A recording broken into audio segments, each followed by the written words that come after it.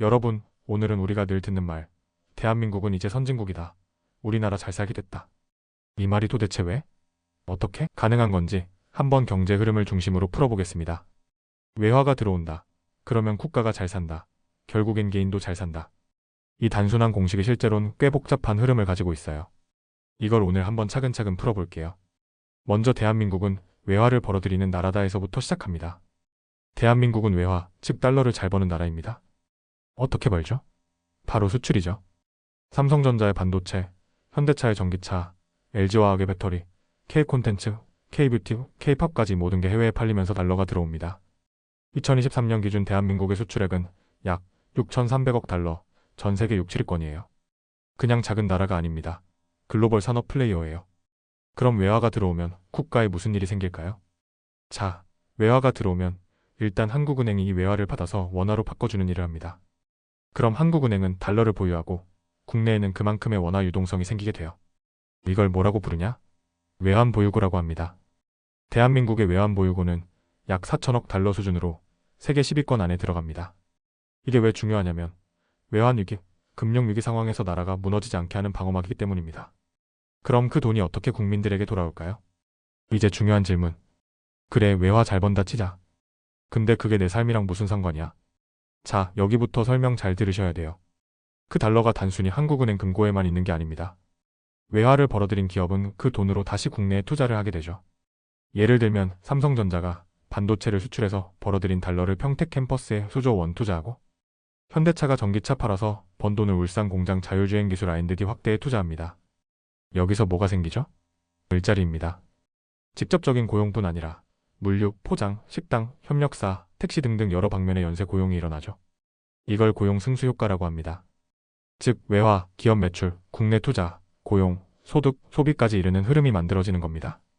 그리고 여기서 한 가지 더. 부동산도 이 흐름을 강력하게 뒷받침하는 역할을 했습니다. 기업 투자가 늘면 자연스럽게 산업단지 주변, 신도시, 교통 인프라 지역, 이런 곳의 부동산 개발과 주거 환경 개선이 같이 이루어집니다. 새로운 일자리가 생기면서 그 주변의 아파트, 상가, 학교, 병원 같은 기반 시설이 확충되죠. 부동산 개발은 단순히 집만 짓는 게 아닙니다. 일자리와 생활 인프라, 지역 경제 활성화까지 끌어올리는 선순환을 만들어낸 겁니다. 즉, 부동산은 투자와 소비를 연결해주는 경제 성장의 촉매제 역할을 했다고 볼 수 있어요. 그럼 사람들이 돈을 벌면 어디에 쓰죠? 집세 내고, 치킨 시켜 먹고, 학원 보내고 쇼핑을 하는 등에 돈을 쓰게 됩니다. 소비가 늘면 기업 매출은 증가하게 되며 그에 맞춰 기업은 다시 채용을 늘리고 세금도 더 내게 될 테죠. 정부는 그 세금으로 다시 사회 전반의 복지와 인프라에 투자합니다. 그럼 어르신들 연금도 나오고 아이들 무상교육도 되고 지하철도 깔리고 고속도로도 뚫리죠. 이게 바로 선순환 구조입니다. 자, 여기서 잠깐 수치를 보겠습니다.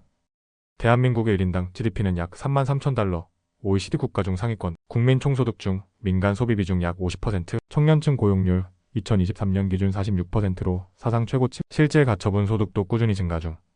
이 수치들이 말해주는 건 대한민국 국민 전체의 생활 수준이 외화 기반 수출 경제와 부동산 투자 선순환 덕분에 올라가고 있다는 거예요. 최근엔 수출 품목이 더 다양해졌어요. 옛날엔 반도체, 자동차 정도였는데 요즘은 완전히 달라요. 게임, 웹툰, OTT 컨텐츠, 의료기기, 뷰티, 패션까지 글로벌 시장에서 통하고 있습니다. 즉, 대한민국은 단순히 기술 강국을 넘어서 문화기술 융합형 수출국가로 진화하고 있어요. 이건 국민 개개인의 재능, 감성, 문화력이 돈이 되는 구조예요. 그런데 이 구조가 무너지면 중요한 경고 하나 드릴게요. 이 구조는 굉장히 정교하게 설계된 시스템입니다. 그런데 외부 변수가 커지면 쉽게 무너질 수 있어요. 예를 들어 노조 운영진의 횡포로 생산이 중단된다. 정부가 반기업 규제를 남발한다. 국제 신용등급이 떨어진다. 이런 일이 벌어지면 외국에서 한국 경제 리스크가 크다 판단하고 투자를 줄이거나 회수하게 됩니다. 그럼 고용은 줄고 소비는 위축되고 부동산 시장도 함께 침체됩니다. 결국 국민 개개인의 삶에 바로 영향을 주게 되는 거예요. 즉 결론은 잘 사는 구조, 그것은 흐름이다 라고 정리할 수 있겠네요. 더 쉽게 풀어서 얘기해보면 한국이 잘 사는 이유는 외화를 잘 벌고 그 돈이 국내에 투자되고 사람들이 일자리를 얻고 소비하고 세금으로 다시 돌아오는 이런 선순환의 경제 흐름 덕분입니다. 그리고 이 흐름 속에서 부동산 투자와 개발은 국내 경제를 받쳐주고 일자리와 소비를 연결하는 중요한 역할을 해왔습니다. 내가 쓰는 스마트폰, 내가 다니는 회사, 내가 사는 아파트, 내가 받는 연금, 이 모든 게 국가가 외화 잘 버는 시스템과 그걸 뒷받침하는 투자, 부동산 인프라 덕분이라는 것 오늘 꼭 기억해 주셨으면 좋겠습니다.